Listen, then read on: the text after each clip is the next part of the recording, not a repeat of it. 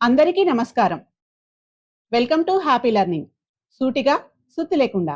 ఈరోజు మనం 6th science రెండవ పాఠం అయస్కాంతాలతో ఆటలు ఆడుకుందాం. ఇనుము, స్టీల్, నికెల్, కోబాల్ట్ వంటి లోహాలను ఆకర్షించే పదార్థాన్ని అయస్కాంతం అంటారు. పిన్ను బాక్స్లో డాలర్స్ వెనకాల అయస్కాంతం ఉంటుంది.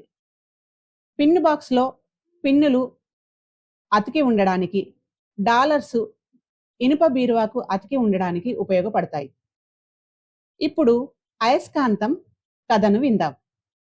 సుమారు 2500 సంవత్సరాల క్రితం మ్యాగ్నస్ అనే గొర్రెల కాపరి గొర్రెలు మేసేటప్పుడు చిన్న నీళ్ల కుంట ఒడ్డున కూర్చొని కుంటలోని రాళ్లను తన కర్రతో కదిలిస్తున్నాడు. అప్పుడు తన కర్ర అడుగు భాగాన ఉన్న ఇనుప తొడుగుకి అంటిన రాయిని తీసి చూశాడు. ఇలా ఇనుమును ఆకర్షించే ధర్మం ఉన్న సహజ అయస్కాంత రాళ్లనే లోడ్ స్టోన్స్ అంటారు. ఈ విధంగా అతను అయస్కాంతాన్ని కనిపెట్టాడు. అయస్కాంతాలు వివిధ ఆకారాలలో ఉంటాయి.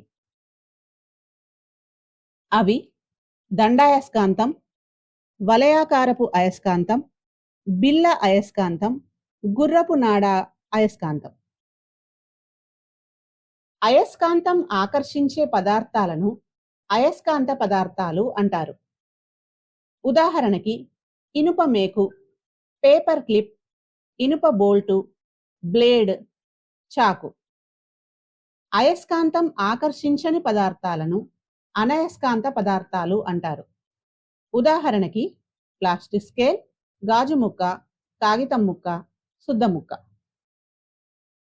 చెక్క ముక్క, పెన్సిల్, పెన్, స్టీలు చెంచా, ఇత్తడి తాళం చెవి. మిశ్రమాల నుండి అయస్కాంత పదార్థాలను వేరు చేయడానికి అయస్కాంతాలు వాడతారు. అయస్కాంత పదార్థాలు అంటే లోహాలు. ఇప్పుడు ఒక కృత్యం చేద్దాం. దండాయస్కాంతాన్ని కొంతసేపు మట్టిలో దొర్లిస్తే నల్లని ఇసుక లేదా ఇనుప రజను అయస్కాంతానికి అంటుకుంటుంది. అయస్కాంత కొనల వద్ద ఎక్కువ రజను, మధ్య భాగంలో తక్కువ రజను అంటుకుంటుంది. అంటే అయస్కాంత కొనలకు ఆకర్షణ గుణం ఎక్కువ. అయస్కాంత కొనలనే అయస్కాంత ధ్రువాలు అంటారు. రెండు దండాయస్కాంతాలను దగ్గరగా తీసుకువస్తే సజాతి ధ్రువాలు అంటే నార్త్ నార్త్ లేదా సౌత్ సౌత్ వికర్షించుకుంటాయి. విజాతి ధ్రువాలు అంటే నార్త్ సౌత్ ఆకర్షించుకుంటాయి. ఇక్కడ చూడండి, నార్త్ నార్త్, సౌత్ సౌత్. ఇవి సజాతి ధ్రువాలు, దగ్గరగా తీసుకువస్తే వికర్షించుకుంటున్నాయి. ఇక్కడ సౌత్ నార్త్, నార్త్ సౌత్, ఇవి ఆకర్షించుకుంటున్నాయి. నెక్స్ట్, స్వేచ్ఛగా వేలాడదీసిన దండాయస్కాంతం ఎల్లప్పుడూ ఉత్తర దక్షిణ దిక్కులను సూచిస్తుంది. దీనిని అయస్కాంత దిశాధర్మం అంటారు. ఈ ధర్మం ఆధారంగా అయస్కాంత దిక్సూచిని తయారు చేస్తారు. అయస్కాంత దిక్సూచిని గుండ్రంగా తిప్పుతూ రంగు వేసిన ముళ్ళును, ఎర్ర రంగు, ఉత్తరం గుర్తుపైన వచ్చేలా చేసి దిక్కులను తెలుసుకోవచ్చు. ఇది అయస్కాంత దిక్సూచి. ఇది ఎర్ర రంగు వేసిన ముళ్ళు. ఇది నార్త్ పైన వచ్చేలా మనం పట్టుకుంటే ఆటోమేటిక్గా సౌత్, ఈస్ట్, వెస్ట్ను కనుగొనవచ్చు. వేలాడదీసిన అయస్కాంతం కింద బల్లపై మరొక అయస్కాంతాన్ని ఉంచితే వేలాడదీసిన అయస్కాంతం బల్లపైనున్న అయస్కాంతం దిశలో ఆగుతుంది. ధ్రువాలు మాత్రం వ్యతిరేకంగా ఉంటాయి. అంటే బల్లపై ఉన్న అయస్కాంతం ప్రభావం వేలాడదీసిన అయస్కాంతంపై ఉంటుంది. ఇక్కడ చూడండి, వేలాడదీసిన అయస్కాంతం ఎప్పుడూ కింద ఉన్న అయస్కాంతం దిశలోనే ఆగుతుంది, వ్యతిరేక ధ్రువాల వద్ద ఆగుతుంది. సౌత్ వైపు నార్త్, నార్త్ వైపు సౌత్. బల్లపై అయస్కాంతాన్ని తీసివేస్తే వేలాడదీసిన అయస్కాంతం తిరిగి ఉత్తర దక్షిణ దిక్కులను సూచిస్తుంది. దీన్ని బట్టి భూమి ఒక పెద్ద అయస్కాంతం అని చెప్పవచ్చు. ఇప్పుడు ఇంకొక కృత్యం చేద్దాం. ఒకే పరిమాణం, ఆకారం, రంగు కలిగిన 3 వస్తువులను తీసుకొని అందులో ఒకటి అయస్కాంతం, ఇంకొకటి అయస్కాంత పదార్థం, ఇంకొకటి అనయస్కాంత పదార్థం. ఇలా 3 ఉన్నప్పుడు ఒక దండాయస్కాంతంతో వాటిని ఎలా కనుగొంటాం? దండాయస్కాంతం 2 ధ్రువాల చేత ఆకర్షింపబడిన వస్తువు అయస్కాంత పదార్థం.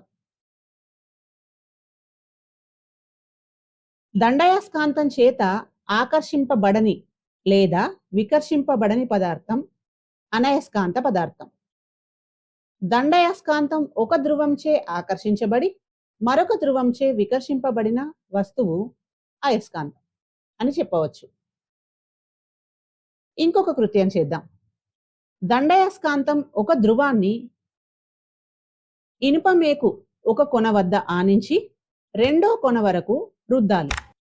అయస్కాంతాన్ని పైకెత్తి తిరిగి అలాగే 20 నుండి 30 సార్లు రుద్దాలి. అయస్కాంతాన్ని ఒకే దిశలో రుద్దాలి, ముందుకు వెనుకకు రుద్దకూడదు. అప్పుడు ఇనుప మేకు అయస్కాంతంగా మారుతుంది. అయస్కాంతీకరించిన గుండు సూదిని కార్కు ముక్కపై టేపుతో అతికించి గ్లాసులోని నీటిపై వేస్తే సూది ఉత్తర దక్షిణ దిక్కులను సూచిస్తుంది. అంటే కంపాస్లా పనిచేస్తుంది. ఇంకొక కృత్యం చూద్దాం. పిన్నీసు దండాయస్కాంతానికి అంటుకొని ఉన్నప్పుడు ఆ పిన్నీసుకు గుండు సూది అంటుకుంటుంది. పిన్నీసును దండాయస్కాంతం నుంచి వేరు చేసి కొంత దూరం జరిపినా కూడా గుండు సూది పిన్నీసుకు అంటుకునే ఉంటుంది. ఇక్కడ చూడండి, దండాయస్కాంతానికి అంటుకుని ఉన్న పిన్నీసుకు గుండు సూది అంటుకొని ఉంది. ఈ పిన్నీసును అయస్కాంతం నుండి వేరు చేసినా కూడా గుండు సూది పిన్నీసుకు అతుక్కునే ఉంటుంది. ఒక అయస్కాంత పదార్థం అయస్కాంతానికి దగ్గరగా ఉన్నప్పుడు అది కూడా అయస్కాంత లక్షణాన్ని చూపడాన్ని అయస్కాంత ప్రేరణ అంటారు. అదనపు సమాచారం. నియోడైమియం బలమైన అయస్కాంతం. అయస్కాంతాలను ఇనుము, స్టీల్, నికెల్, రాగి, కోబాల్ట్, అల్యూమినియం మిశ్రమాలతో తయారు చేస్తారు.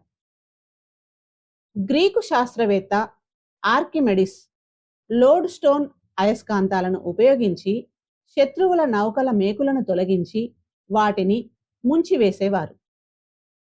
ఒక ఉక్కు కడ్డీ చుట్టిన తీగ చుట్టను ఉపయోగించి విద్యుత్ అయస్కాంతాన్ని తయారు చేస్తారు. జంతువుల కడుపులో పేరుకుపోయిన ఇనుపతీగ ముక్కలు, మేకులు తొలగించడానికి పశు వైద్యులు అయస్కాంత పరికరాలను ఉపయోగిస్తారు. వందల సంవత్సరాల క్రితమే చైనా వారు అయస్కాంత దిక్సూచిని ఉపయోగించి సముద్ర ప్రయాణం చేసేవారు.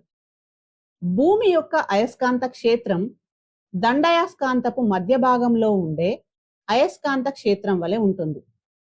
భూ అయస్కాంత తీవ్రత శీతల అంటే ఫ్రిడ్జ్ అయస్కాంత తీవ్రత కన్నా 20 రెట్లు శక్తివంతమైనది. భూ కేంద్రంలోని ద్రవాల ప్రవాహాల వలన భూమి ఒక పెద్ద అయస్కాంతంగా పనిచేస్తుంది. ఈ వీడియో మీకు నచ్చినట్లయితే like, share, subscribe and comment చేయండి. Thank you.